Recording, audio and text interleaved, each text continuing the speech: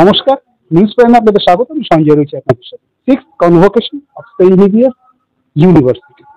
সঙ্গে রয়েছেন বিশিষ্ট বিচারপতি তথা মেঘালয় হাইকোর্টের প্রধান বিচারপতি ইন্দ্রপ্রসন্ন মুখোপাধ্যায়। কথা বললেন তার সাথে।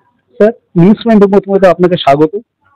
আচ্ছা, আজকে এই যে সিক্স কনভোকেশনে ডক্টর উপাধি পেলেন, ডিলিট উপাধি পেলেন গোবিন্দস্বামী বিশ্বনাথন, কেমন লাগছে?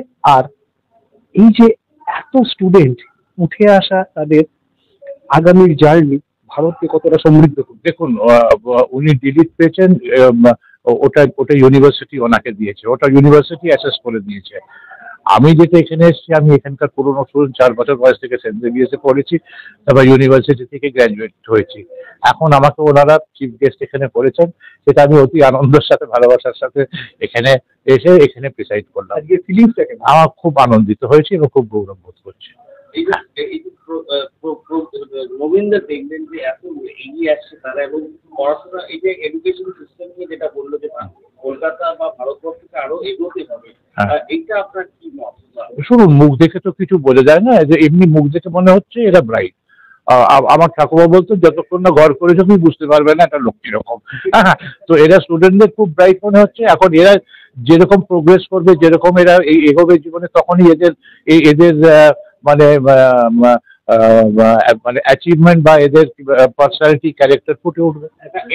সিস্টেমটাকে আরো ডেভেলপ করার যে ভারতবর্ষের যে এডুকেশন সিস্টেম, কথা এনইপি, যেটা NEP national education policy, new education policy যেটা ইমপ্লিমেন্টেড হয়েছে, সেইটা কতটা উন্নত করে? উন্নত সবই করবে, কিন্তু একটা জিনিস ওরা রুখতে পারবে না, কারণ উন্নত করে দেশের জন্য কাজ করতে হবে। এখানে আমি এডুকেশন নিয়ে, আমি যদি বাইরে পালিয়ে যাই বিদেশে, তো আমার এখানে এডুকেশন দিয়ে তাদের লাভটা কি হলে?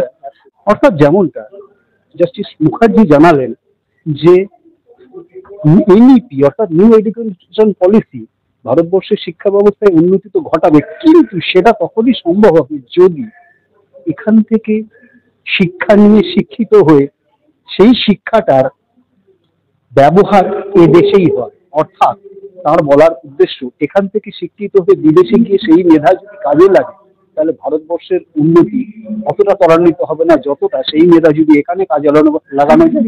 তবে ভিডিও জার্নালিস্টদের সাথে নিউজ প্রাইমের জন্য সঞ্জয় সাহা, বিশ্ব বাংলা কনভেনশন সেন্টার।